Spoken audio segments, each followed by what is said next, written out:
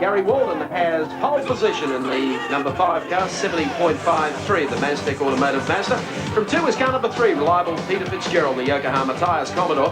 Out of position number 3, 26, Brett Yulden, Cartex AFM Commodore, 76.7. From 4 is 55, John Phillips, the Starion Enterprises Commodore. From position number 5, car number 11, Michael Preston in the Bridgestone Commodore. Position number 6, car number 27, Gary Hinton, the Brisbane Tuning Commodore, 7104. From 772, Alan Goff in a Commodore. Position number 8 is Terry Ryan in the Fender Science Commodore. Position 9, 17, Brian Thompson in the Thompson Fowler Commodore. And rounding out the top 10, car 12, Paul Fordham in another Commodore. We have the cars moving down the back straight. Well, can Gary Walden come up with a win this afternoon? Mazda RX-7 looks pretty lonely there at the top of the grid, doesn't it? It does. But the Super Series races here at Calder have been quite exciting. And today, of course, Brad Jones running in the Valvoline Starion out of position 17, and that's a long way back on the grid. He had some problems in qualifying, but providing he's been able to sort out those problems, I think we can expect to see a very reliable Brad Jones coming back through the pack. 21 starters lining up on the starting grid now, and in the top 10, 9 of the Turbo VL Commodores. Sharing the front row, there's Mike Preston, the newly backed Bridgestone VL Turbo Commodore, car number 11, John Phillips in the foreground. Front row to be shared by Peter Fitzgerald and Gary Walden. Fitzgerald, in fact, has a Commodore and a Mazda at his disposal. Had some problems yesterday with the Mazda. Mike Preston, 24 years of age, now based in Sydney, having previously been on the north coast of New South Wales. First came to our attention on 7 Motorsport back at Surfers Paradise driving a Gemini. Went very well in that series with now 10 seconds to go. The nerves are building in his tummy as he prepares for the wrap around the Calder track, and it's going to be a classic battle. Gary Walden on pole gets a very good start, and on the inside he's got half a car length now from Peter Fitzgerald. John Phillips makes quite a good start as well, and the big problem with Gary Walden's car is whether or not it's going to remain cool for the entire journey. Well, there's plenty of traffic looming up on the outside of him as they come down Calder's front straight. Look at the charge into the right-hander. Peter Fitzgerald sitting on the outside.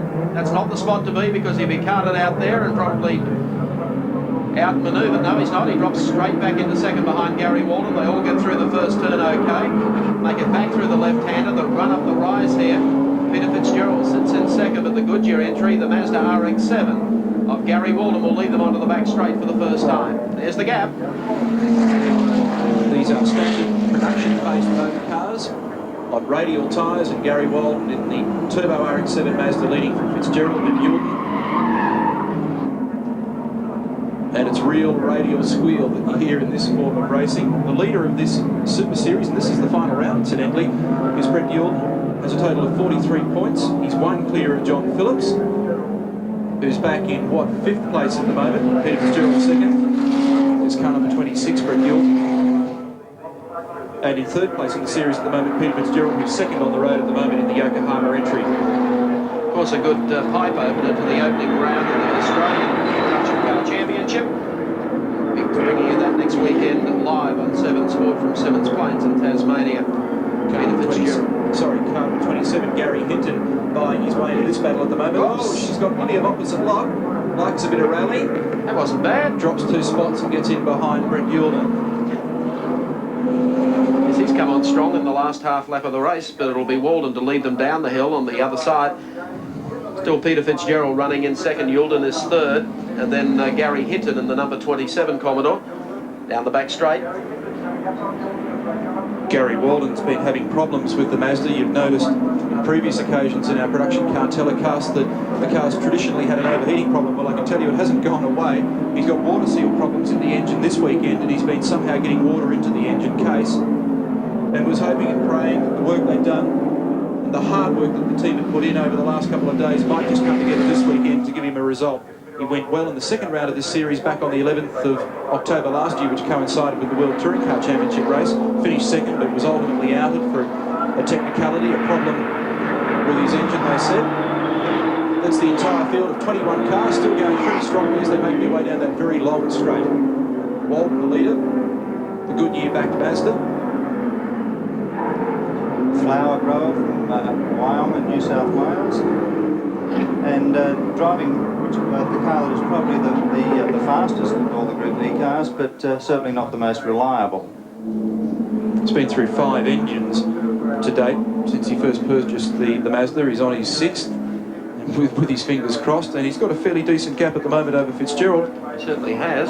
Who was to have run a Mazda, but he had an overheating problem yesterday and decided to put it back in the garage. It's 1.66 seconds. Gee, that little Mazda handles nicely, doesn't it? It certainly does. Brett Yulton in 3rd place at the moment, series leader. You'll see the gap back to 2nd place, Peter Fitzgerald. He's a man for all seasons, of course. We'll be seen next weekend in action in Group A Touring Car Championship race at Symonds Plains, moving back into touring car racing with the Commodore. Walden still holds that gap over Peter Fitzgerald as they roar down to the very tight right-hander at the end of Calder's front straight. Peter Fitzgerald, the Yokohama Commodore. Not too much.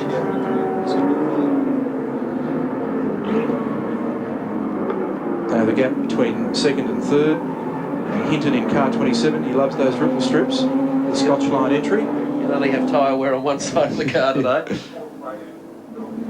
He's come out of the clouds. Hinton started back in on the 3rd row, 6th spot on the grid. We don't know too much about him. He's certainly making his presence felt here today, though. Well, he made a big lunge at them early. He's pretty busy. I'll tell you what, behind the wheel he's a bit busy. But he's had a good shot at it. He's defending from a pretty big bunch of cars, including the series leader Brett Yulton, John Phillips.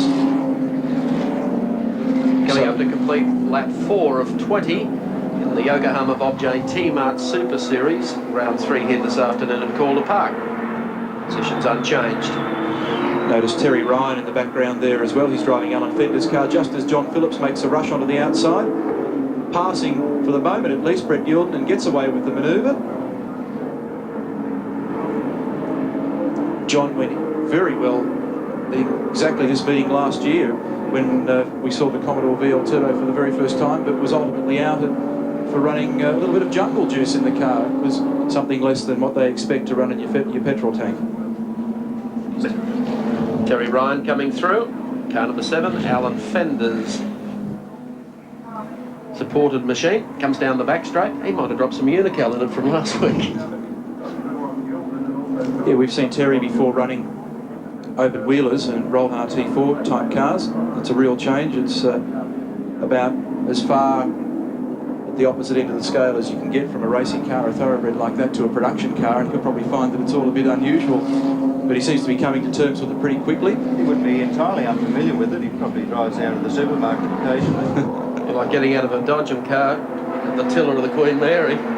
Actually, the Commodore Turbo is under a bit of a cloud this weekend with a protestant claiming they're not really eligible to race in this Group E category because they're not a full-blown production car but an option.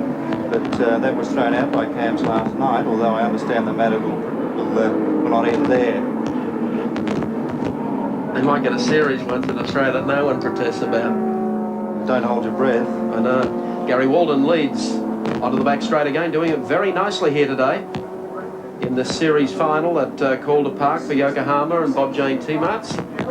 There's a good scrap going just back behind Walden. We'll pick that up for you in a moment because obviously Peter Fitzgerald is going to feel a bit of a pinch here in a moment. And guess who it is? It's Gary Hinton again in the 27 car, who has sprung from nowhere, and despite all of the wild sliding and so forth, Hinton has now managed to move up on the tail of Fitzgerald, and now the driving tuition will come in, because Peter has a reputation of being an enforcer. Now, I'll tell you what, they might need a swab on 27. It's not short of it, is it? No, it's not short of anything. Now, if he goes straight past Gary Walden, he can almost take it out onto the Calder freeway and keep driving. Don't worry about the scrutineering. What is critical for Brett Yulton, John Phillips and Peter Fitzgerald is to try and beat each other wherever they are in the race. Well, that's a nice bit of power oversteer. They brought Fitzgerald back up onto the tail again. The reason that I mentioned that is there's $15,000 in addition to the round prize money going to the winner of this Yokohama Tyres Super Series, and that's worth fighting for in any man's language. Yes, they've been very solid supporters of production car racing. Can you believe this? Well, how did he do that? There was a gap of about 4 seconds. Yeah. Well, I suggest Gary's on the way out. Any lap after about lap 5 is a bonus for the Mazda. And the hands come out the window, and That's bad luck. the temperature gauge will be off the clock. Well, there's Gary Walden going back into the pits. Meantime, Gary Hinton is using all of the dirt and then some. They come onto the start-finishing straight with about 7 laps remaining. Well, Gary Hinton at the moment increasing his lead over Peter Fitzgerald quite substantially. Now this could be interesting in the scrutineering bay later, I suggest, with most of these cars will, certainly the place getters, will be pulled down or certainly checked by scrutineers. It's a procedural thing in Group B racing. Gary Walden to the pit lane, and plenty of H2O going in the front. The car will be pretty hot. It's very disappointing for him, and frankly it's a bit hard to understand why the car's been doing this for so long, and an engineer somewhere in the world hasn't been able to come up with why Mazda RX-7s overheat as badly as they do. Yes, well, Gary is one of the gentlemen of racing. He's certainly persevered with this motor car, but I suggest that must just about be at the end of his tether. Hinton in the lead. They're still working on the car. I might mention, of course, this is in race trim. As a road car, there's not a problem in the world, but the minute you start to try and squeeze a bit of extra performance out of them, then they have that sort of problem.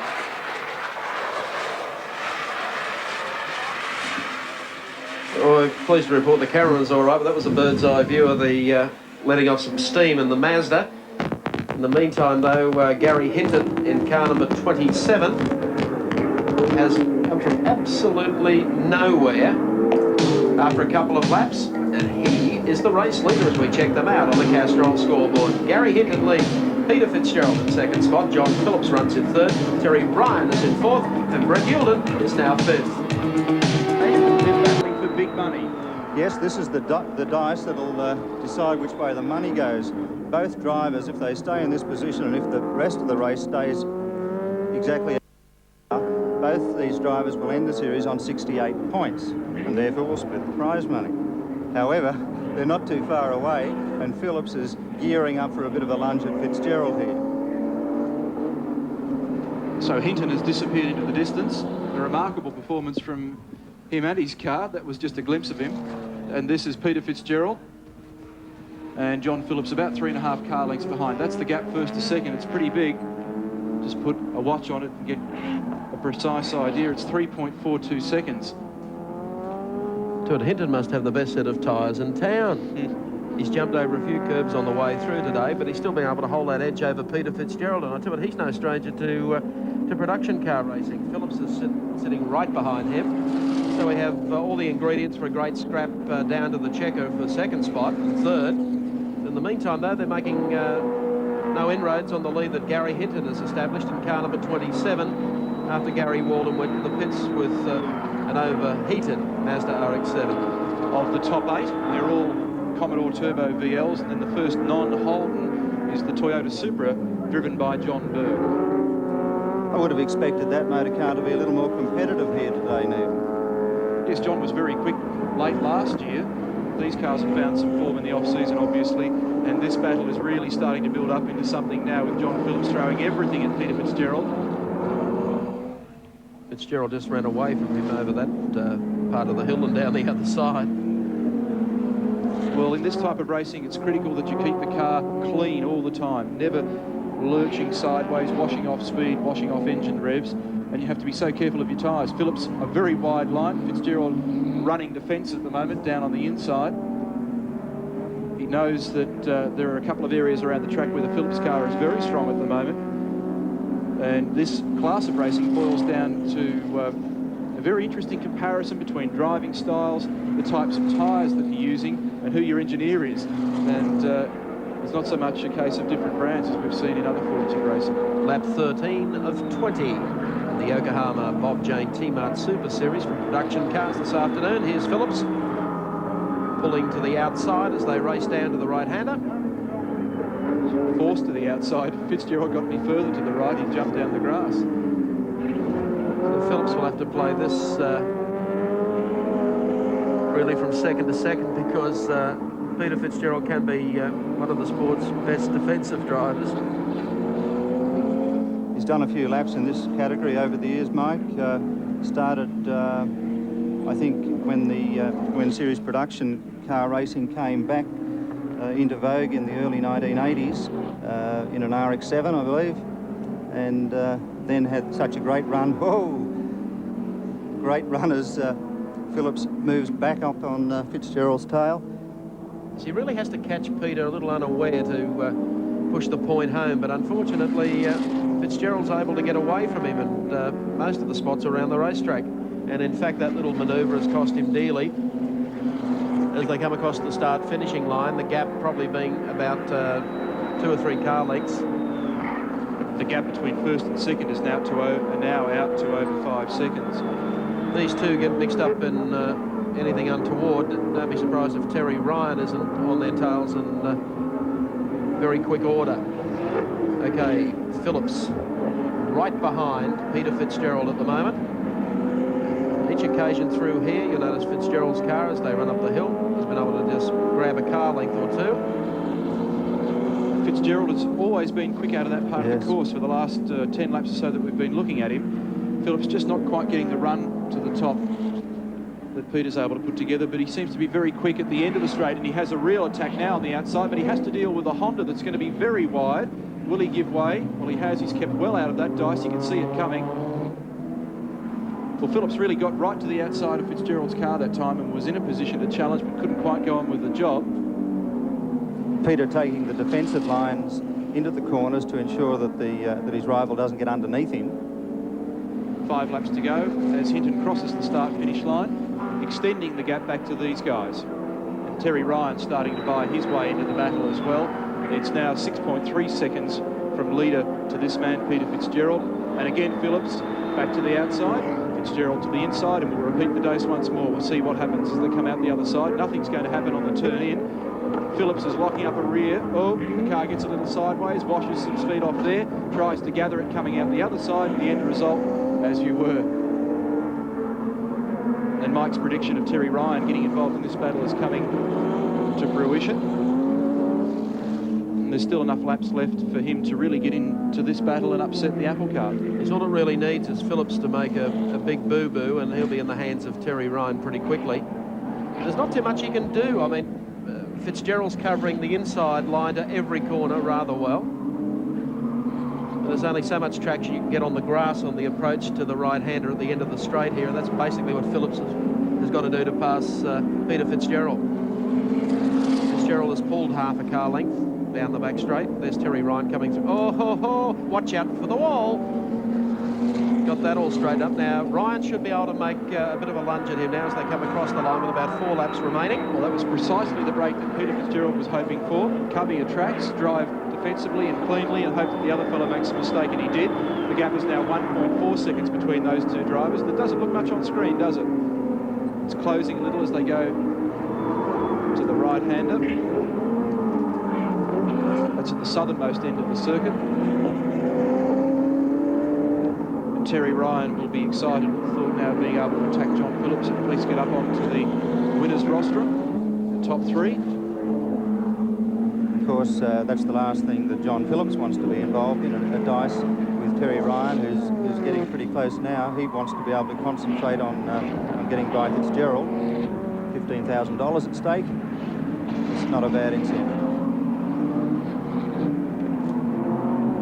Fitzgerald's car looks a lot steadier through the turns. It doesn't look to be wallowing around. Maybe he's taking care of his tyres better. Maybe he's just put in his homework on the suspension fine-tuning.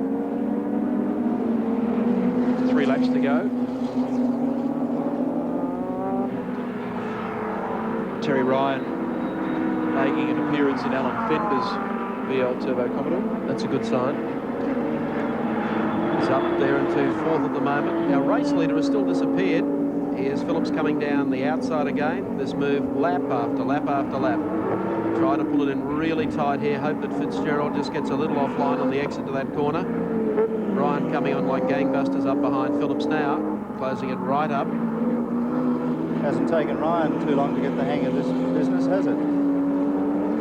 Well, after the Mondial that he drove. It'd be like driving a cupboard, wouldn't it?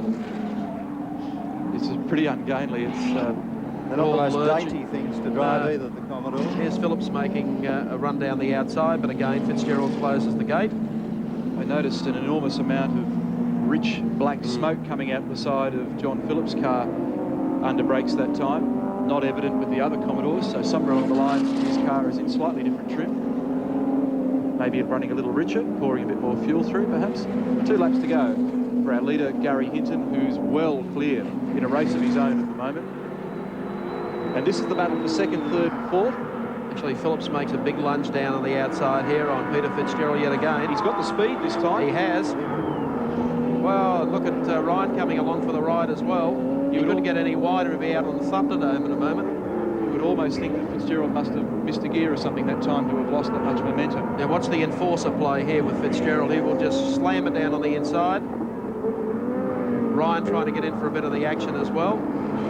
Could be an exciting last lap. Well, that's an opportunity lost for Phillips. I thought he had the measure of Fitzgerald there, but a lovely move down the bottom of the circuit. And if Phillips gets back to Fitzgerald from here, he'll be doing a damn good job. Well, I think he arrived at the end of the straight with the anchors over his shoulder, trying to stop the machine. Here they are at the end of the back straight. Phillips coming in again, pretty tight. Fender's Commodore with Terry Ryan sitting right behind Phillips in 55. He's a little untidy in the last lap. Well, he's gone scouting. Now has Terry Ryan able to outrace him on the inside and cover his tracks down the back straight. 1 lap to go, and the big winner out of all this is Peter Fitzgerald. These guys have become embroiled in their own battle, and Ryan, what's he going to do here? He has to deal with the Suzuki and also deal with Phillips. Incidentally, the leader Hinton's got almost a 7-second gap over 2nd place.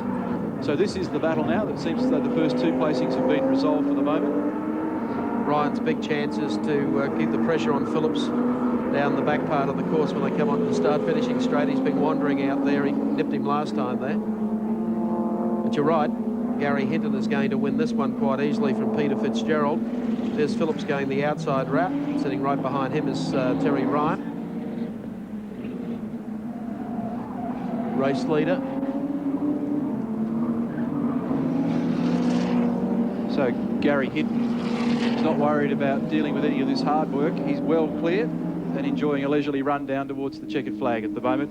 A couple of 100 metres to run for him as the flag comes out. And that was a fine win. We'll check that gap as he crosses the line. Second still continues. Peter Fitzgerald will pick up 2nd. John Phillips will take 3rd. And of course, finishing right back behind them after a very good drive was Terry Ryan and Alan Fender's Commodore. 7 seconds to gap. Where's he heading? Well, it doesn't matter after. He's out, whatever it is. Something wrong. Here's our race winner. He's gone straight down the end of the straight and just pulled her off on the grass. Doesn't matter though. He took the flag first. Gary Hinton takes the win. Here's 2nd, Peter Fitzgerald. 3rd, John Phillips. 4th, Terry Ryan. 5th was Brett Youlden. We'll be back in a moment after a bit of sneaky work is carried out on the Commodore.